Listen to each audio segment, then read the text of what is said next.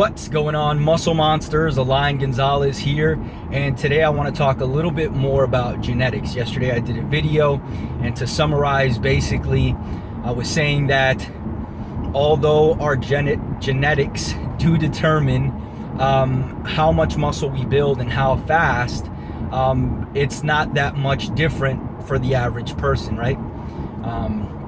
So there's a certain rate at which most people will build muscle, and there's a certain amount of muscle that someone can expect to build, and for the overwhelming majority that's right around the same. Okay, so whether you're a hard gainer or not doesn't mean that you build muscle slower, right? Doesn't mean it's harder for you to gain muscle.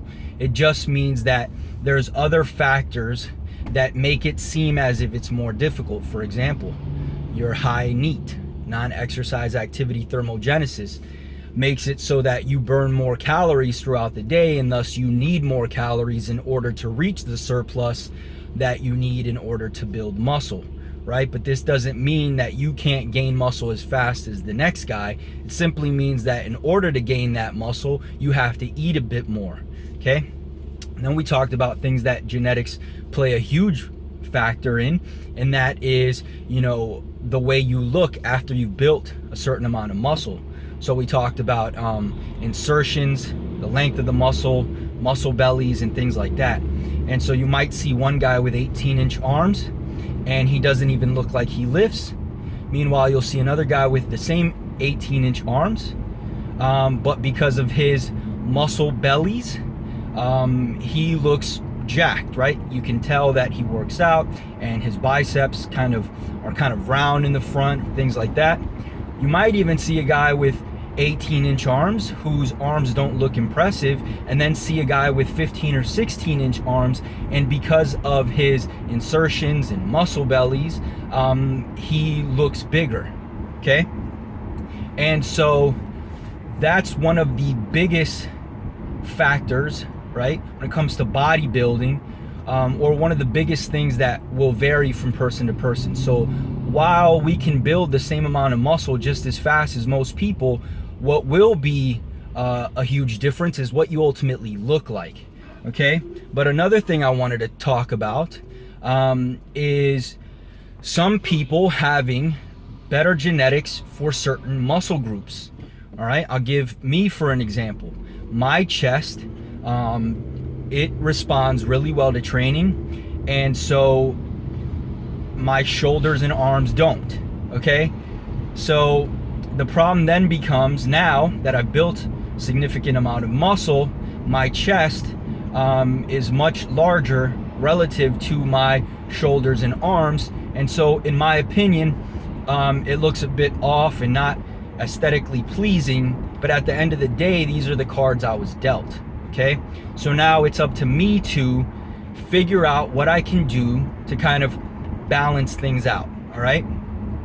And so what I've been doing is I have been still training my chest, but reducing the volume. And the reason I'm reducing the volume is because although I want to get stronger at the bench press, I don't want to continue to build my chest, because my chest will continue to grow as long as I continue to stimulate it with enough volume. And thus now that opens up more time for me to train my shoulders and arms so that I can bring those up. And once my shoulders are bigger and my arms are bigger, if my chest stays the same, I will achieve the look that I'm trying to achieve.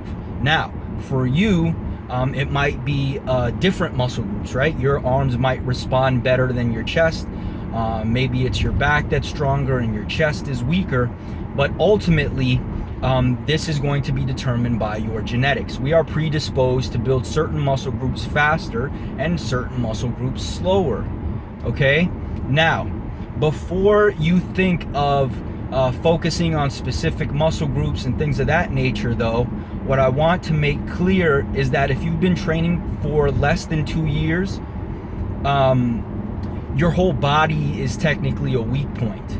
So it's too early to tell what muscles you have to bring up, because in most cases within those 2 years, things will start to balance out. Now, after those 2 years, maybe a year for some people, if it hasn't balanced out, then you know that this is a weak point, this is a strong point, and at that point you can take it upon yourself to make the training adjustments in order to, you know, tweak your physique and build it the way you want it. Okay, a lot of people will tell you that you shouldn't focus on certain muscle groups, that you should just focus on building your whole body, and I agree, but that's for a beginner.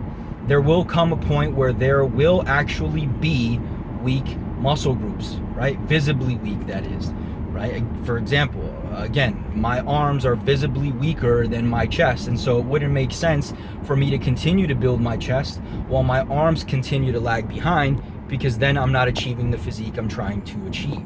All right, so a few ways you can do this is the way I'm doing it, where you reduce the volume on a certain muscle group, and that allows more time to focus on another muscle group, the one that's lagging. Or you can take spurts of 3 to 4 weeks where you just specialize on that specific muscle, where you kind of just maintain everything else, but you go ham on that specific muscle.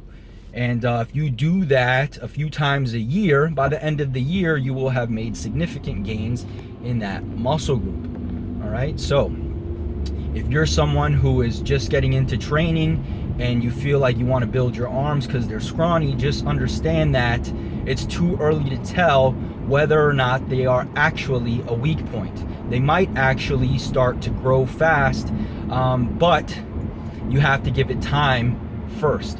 Otherwise, you're going to end up creating imbalances that will kind of fuck you up in the long run. Okay, so at first, focus on getting bigger and stronger, right? Focus on the big, heavy compounds, getting stronger there, building your foundation. Once you've got that foundation of muscle and strength, then you can take a step back, see what's happening with your physique. Maybe your chest is growing too fast in comparison to your arms, or maybe your back is growing fast and your chest isn't. And at that point, you can dictate how you want to spend your time in the gym in regards to volume for specific muscle groups. All right, so that's pretty much it, guys. Just a quick video. I hope you found that helpful. If you did, click the like button below. If you haven't already, make sure to grab my free arm guide.